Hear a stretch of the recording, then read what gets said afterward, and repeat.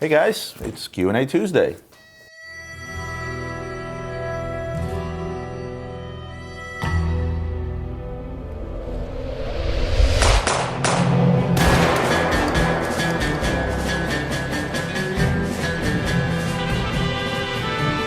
So before I start this Q&A Tuesday, I am going to get out of this white V-neck that you guys are used to seeing and get into something else.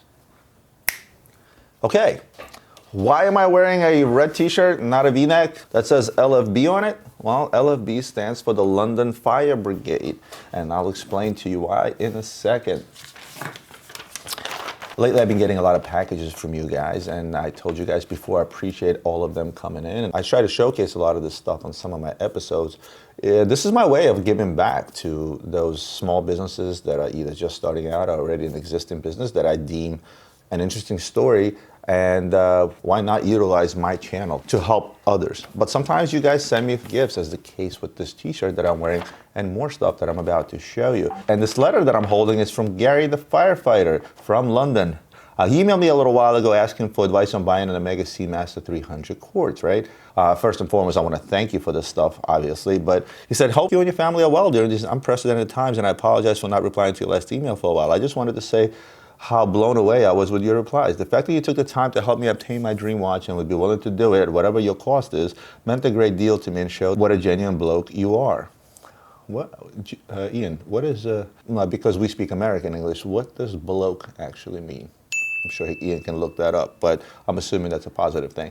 I considered your advice about the fact that it was a quartz watch, and you know what? You were 100% right. It would have been a massive compromise and not my dream watch. Deep down, I always wanted a fine mechanical watch, but because of the budget restrictions, while I'm not a lawyer or banker, I settled for what is still a very nice watch, but not exactly what I always earned for.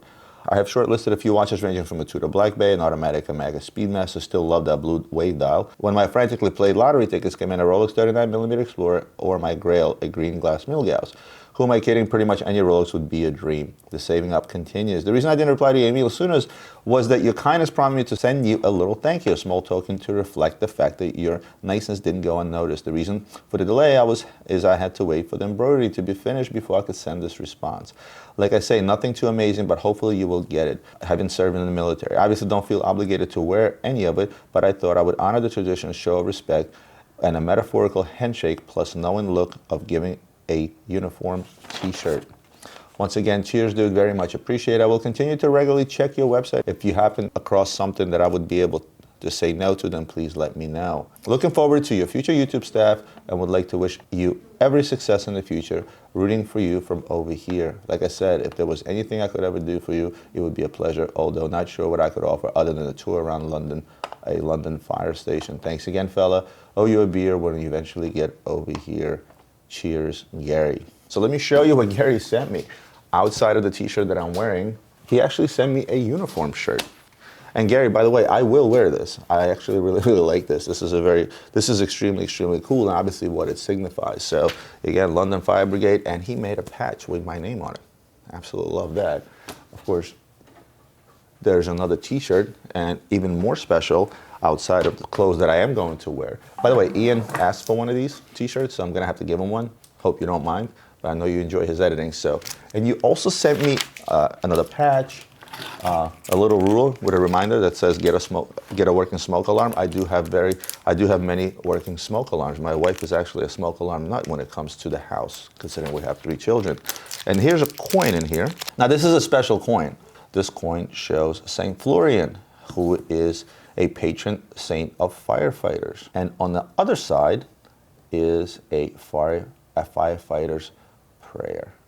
I have a soft spot for military personnel, for firefighters, as well as police officers and any other agencies that is there to serve and protect the public. I think every firefighter becomes a hero the minute he decides to become a firefighter, because the job of a firefighter is not very, very easy. I was very unfortunate to be in New York City for 9/11. And I know firsthand how much the New York City firefighters and firefighters from surrounding areas, how much they have sacrificed during that terrible, terrible event. Many firefighters' lives were lost in that particular event. it's sad. It's sad. They're still remembered. They will be remembered forever. If you have around New York City, you can see how much tribute has been paid and is still being paid to those firefighters that lost their lives in helping others and in saving others. And I also am a firm believer that it shouldn't just be an event-based thing. When 9/11 happened, a lot of attention was brought into light of the heroics of the firefighters. Obviously, police and other organizations that were all involved with. But I think that everyone should keep in mind that firefighters are heroes to begin with, whether in good times or bad, you know. And catastrophic events such as 9/11, when a lot of firefighters lost their lives, it was brought into light very heavy duty, you know. And not to say that this has been forgotten, but I think that we all should take a moment and thank our firefighters on a daily, just for the simple fact that they're there. And we know that we can count on them. Now, whether this is in London, whether this is in New York, or anywhere else in the world, in my mind, a firefighter is a hero the day that he decides to become a firefighter. So as far as this coin is concerned, I actually do have some coins that I've collected from time to time. Some of them are actually in my office. I'm going to walk over there and show you guys real quick because this is where this coin is going to go. So outside of all my other trinkets here, I have some coins. I have some coins sitting on top of here. Like, these are some of the Patek Philippe coins that I've collected over the years.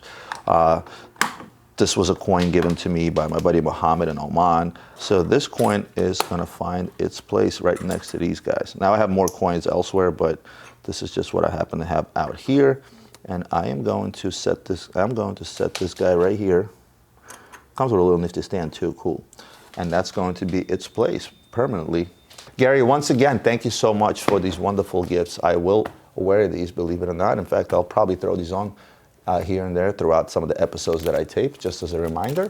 And I'm not sure which one I'm gonna give to Yin, the red or the blue yet, but I know he wants one because he saw this, and I'm gonna have to give him one of those. So this is a Q&A Tuesday, so let's jump into some questions. But before actually answering your questions, I wanted to reply to Zach Bush that says, love the videos, and I have an idea. How about a segment that discusses Christophe Claret and his work with other brands? His watches aren't too well known, and many people would probably be interested in seeing the work he's done for other companies such as GP, UN, Graham, and others. Thanks, Zach. Well, Zach, just real quick, after I tape this Q&A episode, I'm gonna tape a what's on my desk, and I happen to have 4 Christophe Claret watches sitting in my safe, waiting to be videotaped and talked about. So stay tuned for that. Here's a quick and easy question from Steve. Hi Roman, I've been watching a lot of your videos and learned a lot. I watched a lot of producer Michael's video, and that's how I got on your channel. Thank you. As a watch enthusiast, I bought my wife a Tudor 1926 diamond set and a Rolex Lady Datejust 26mm with diamond bezel and diamonds on the hour markers. When I was playing around with my UV torchlight, I noticed that the diamond on the lady's watches had a different fluorescence. I was expecting that both of these brands would select the diamonds on fluorescence. Can you do a review on this and see what is common in watch with diamonds?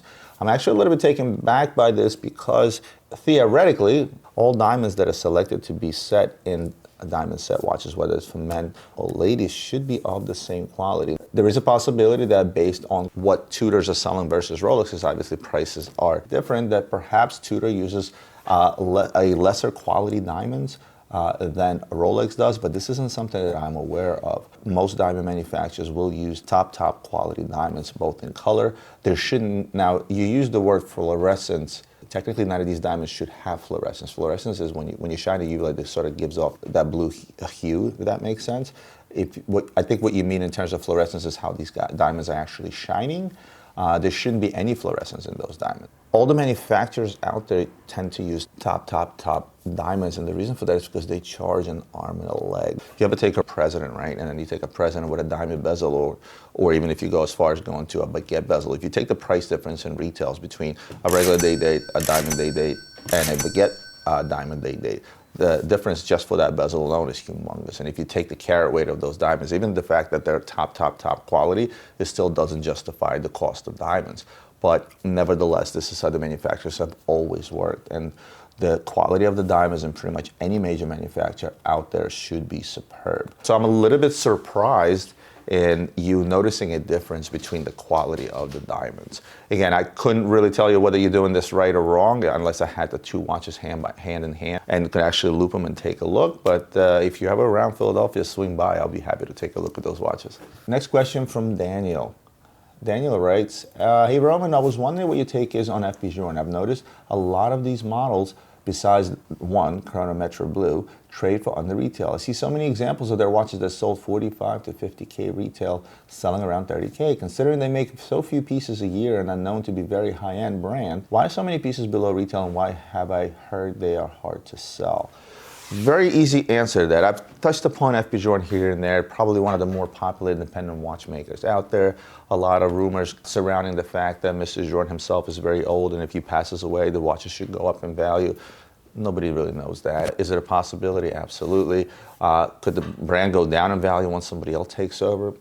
Could be just the same. Will the older stuff go up in value? Nobody knows. Again, I actually have a glass bowl that Ian has given me in the past, but you know what I always say, I tend not to look into the future. I looked at the past and I looked at the current market situation. Well, the statement where you make FP Journe is a very, very high-end brand. Are you basing that on price? Most likely, because they do tend to be up there in retail value.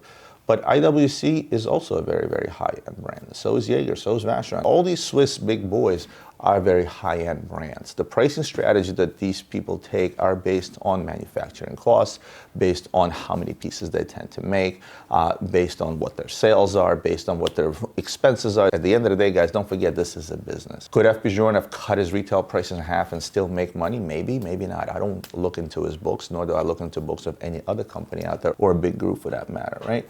But he's still an independent.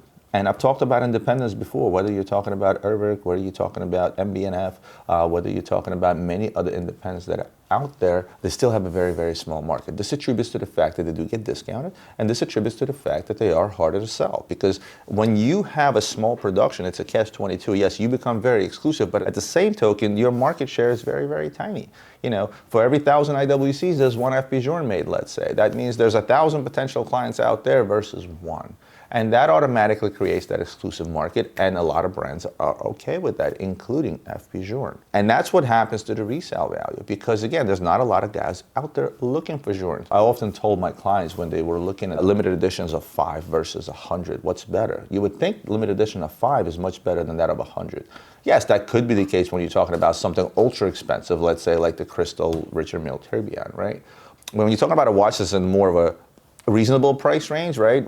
Let's call it $10,000 to $20,000. There's a lot more people that are going to want to buy that watch. But so if you take a watch that's relatively inexpensive to some of the really expensive things, right?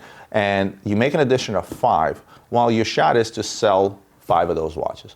And out of those 5 watches, only so many will resell only so many times over. When you make a limited edition of 100, it's still exclusive, but the market is much bigger. So I'm just kind of looking at it at a micro level, and basing my example on a limited edition, but that's really what happens. At the end of the day, how many people out there are going to see this watch, have the ability to physically look at this watch, ability to purchase this watch, and actually look for it? Yes, you can make a big announcement, limited edition, 5 pieces, you can be on your website, blah, blah, blah, blah, blah, but once they're sold, they kind of get forgotten about, and they get forgotten about simply because they don't really trade hands many times. There's really no secondary market when you have such a small production. And I feel like this is the case for FP Journe and many other independents. But I've also said in the past that I think today's independents are the future collectibles. And the reason for that is innovation, avant-garde designs, bringing something different to the table in the world of horology where it's been the same thing over and over for hundreds of years, right? So, long term, I do have some independence that I've kind of put away. But when I say long term, I'm talking about probably to pass down to my children and grandchildren, because again, it's going to take years for, let's say, an MB&F or Urwerk or an FP Journe to become, the Paul Newman Daytona. And even still, their chances are much lower than that of Rolex, because Rolex has been around for so long. They make so many watches. The brand has become so collectible over the years, where even modern stuff like the Skydweller that I'm wearing is trading over list right out of the gate. Hope this sheds a little bit of light into that question, Daniel.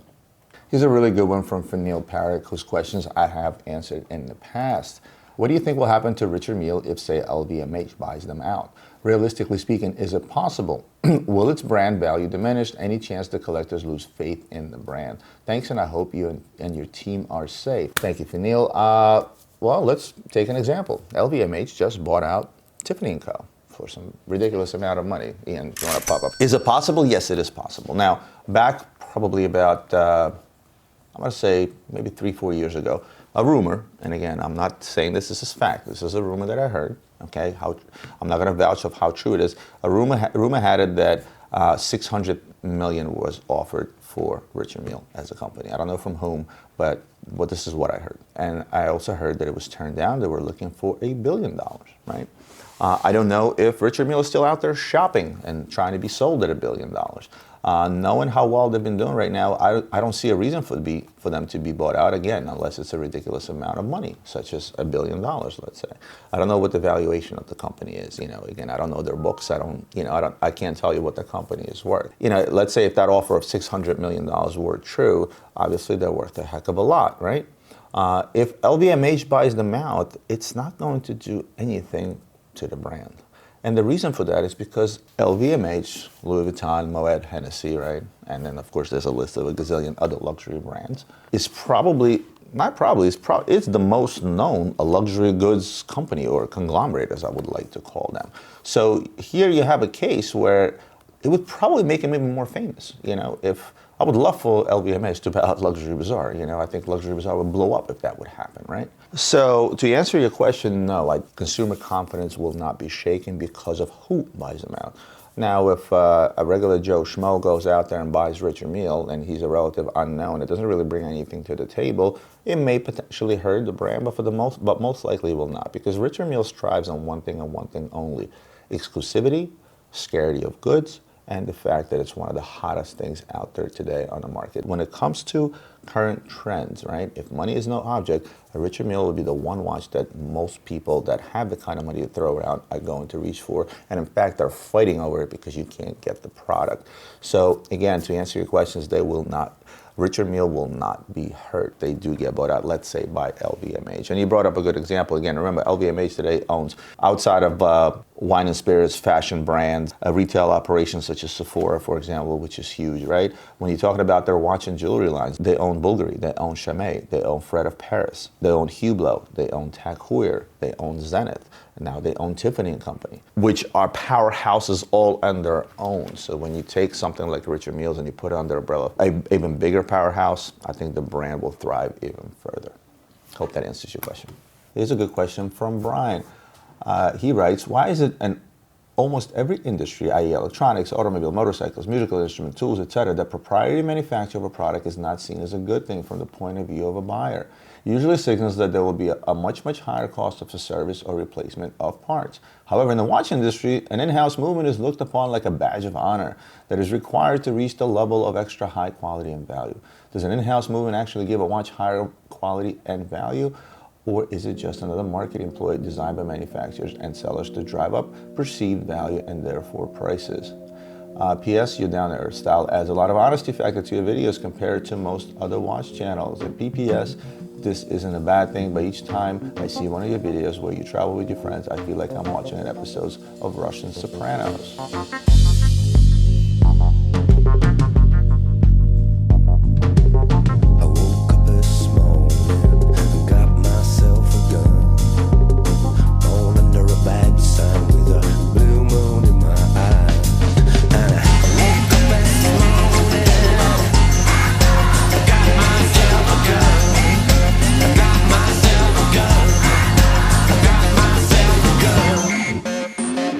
That's funny. So let me give you a down-to-earth answer. And in my opinion, in my humble opinion, you're absolutely right. Okay? It is indeed a marketing ploy. Now, does that mean that one movement is better than the other and one is worse than the other? It depends. It depends on, it would depend on an opinion of a watchmaker, really, not even a guy like me that sells this stuff. Just because somebody says, oh, this is a manufactured movement, this is a movement we design in-house. Not all manufactured movements are entirely manufactured in-house. There's still parts that they may very well outsource and have made by somebody else for that particular movement. That doesn't mean that movement is going to be better than a Bass ETA movement or a Velours movement or some of the movements that Jaeger makes, right? Just because it's a manufactured movement doesn't necessarily make it a manufactured movement. Now, I don't get really geeking in terms of movements and quality movements and things of that nature. That would be a completely different YouTube channel if I did that.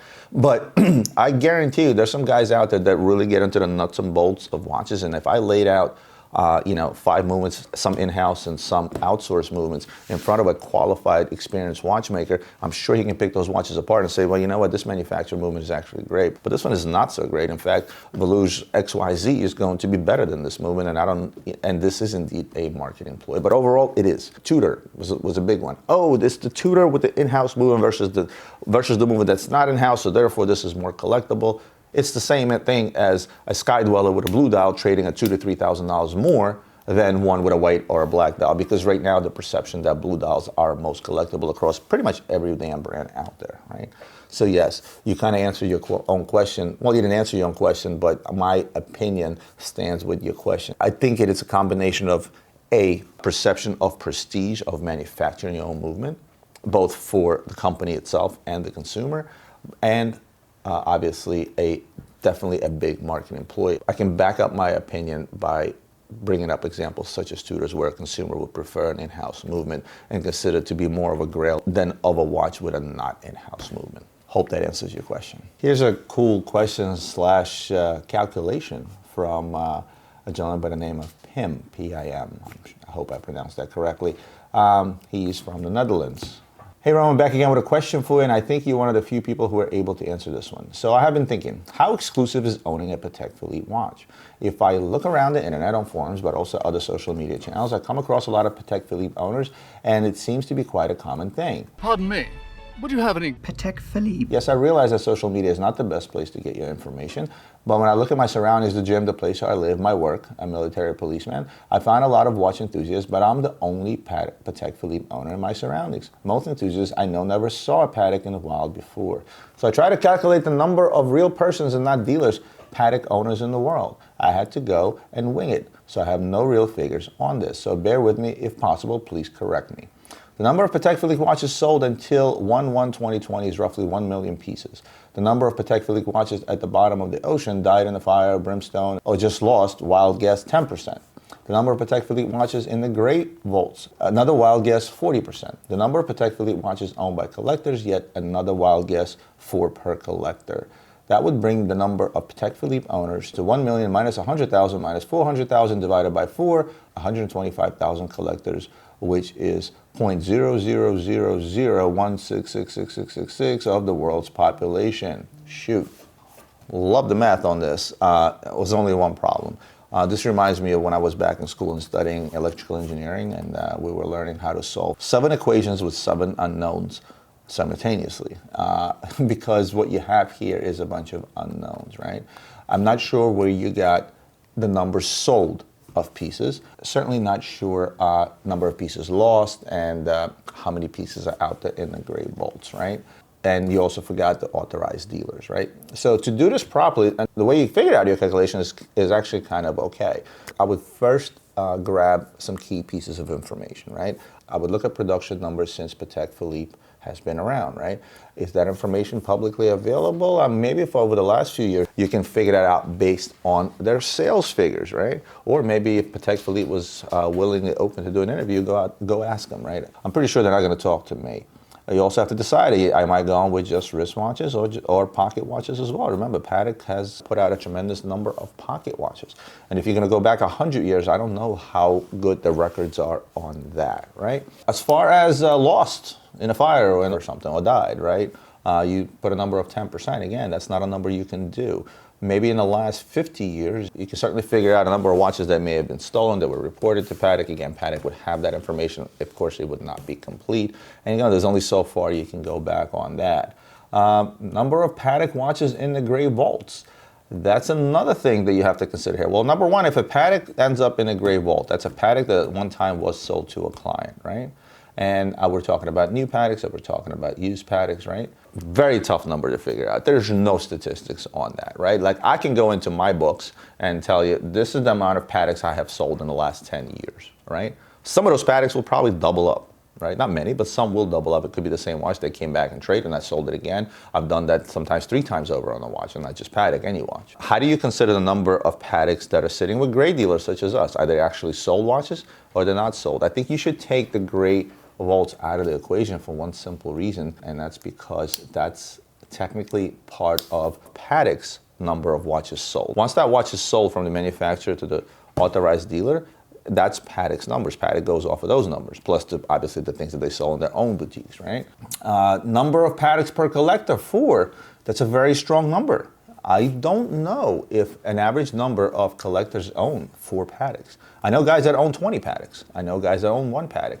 But I think 4 is actually a strong number per collector because A, it's very expensive, and B, most watch collectors tend to diversify. You have your Paddock men, right? You have your Paddock people that will buy nothing but Paddock. I have plenty of clients like that. They don't care about anything else but Paddock. But even those often will mix in another popular brand like AP or Rolex and things of that nature, right? Not to mention ladies' pieces where ladies most of the time care less for the name. They like the overall look. And to tell you there's a lot of good-looking ladies' Paddocks out there, I'd be lying, right?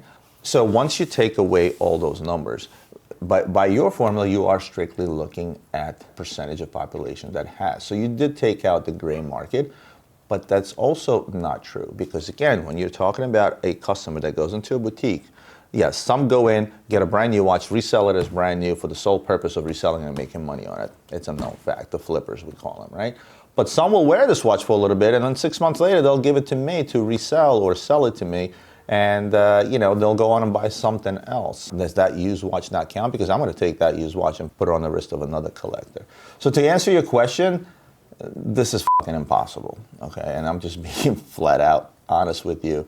It's extremely difficult because the company is old and some of the record keeping goes back to general ledgers, right? And no computers. I'm sure some of that data is in the computer now, but I would feel it's next to impossible to calculate this. But nevertheless, a good idea. Could I take a guess of what percentage of the world's population owns a Patek Philippe? I couldn't even do that. So didn't answer your question, but nevertheless, it's a pretty good idea that you came up with, and I appreciate that emailing over to me. I'm going to take one more, dubbed as not another investing in watches question, right?